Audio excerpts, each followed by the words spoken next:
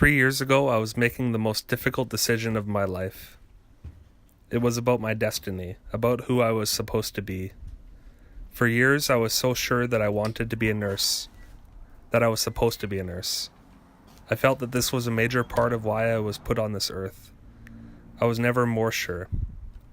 My Bachelor of Science degree was a random high school decision, the same as my other childhood aspirations, to be a filmmaker or a historian or a minister. But with nursing, it was different. It ticked all the right boxes. It could be directly applied to ministry and partnering with my girlfriend and then wife, Leslie, in showing people God's love. It's a profession that requires humility and compassion and perseverance. It had an obvious and visible effect on people's lives. I spent 2 years determined to get into the nursing program, and then almost 2 years in the program, determined and unwavering. I was 95% complete. I'd finished 4 months of clinical hospital placements, and I was still telling myself daily that this is what I was meant to do, that through nursing I would bring relief, healing, and comfort to suffering people in the worst situations. But the truth was that I felt miserable, nearly every day. Every morning I dreaded coming into work. It wasn't all bad. I loved caring for patients, I loved encouraging my fellow student nurses, but I hated who I was becoming. I was being transformed and conformed to the nursing culture I experienced. I was becoming cold and detached towards people and becoming affected by all the gossip that was happening, until one day I noticed I had begun to gossip myself.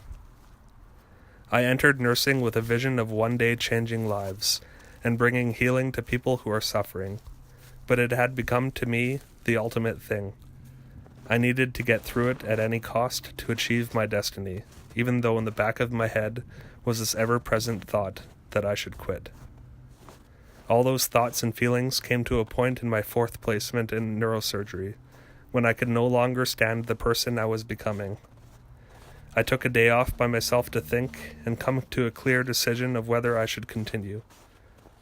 While sitting on a park bench that day, after intently praying to God, I recalled a scene from the movie The Agony and the Ecstasy of artist Michelangelo sitting in a pub, frustrated with how the mural on the Sistine Chapel ceiling was going.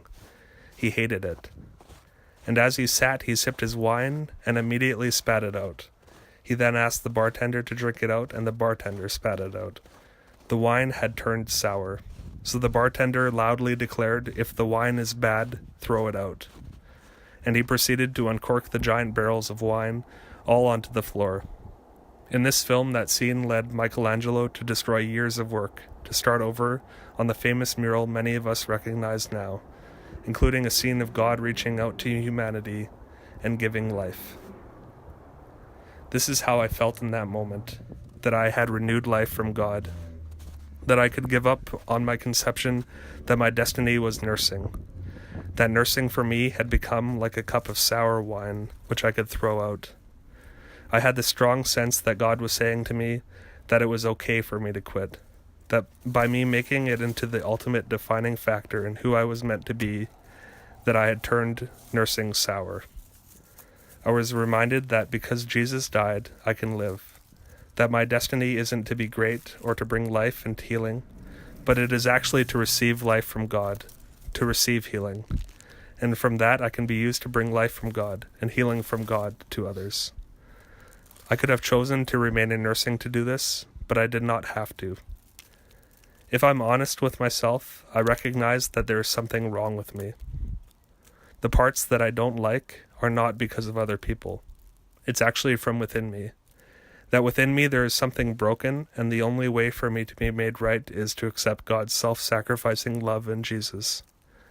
There is also a desire inside of me to not be identified by my brokenness, and that desire is fulfilled by Jesus.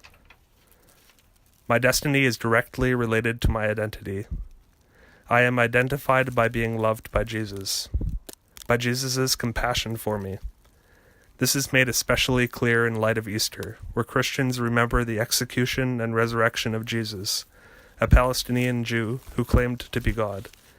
That in this act of unconditional love, that humanity can be free from what some call karma, free from the concept that we are defined by what we do, from the idea that our destiny comes from achieving the right goals.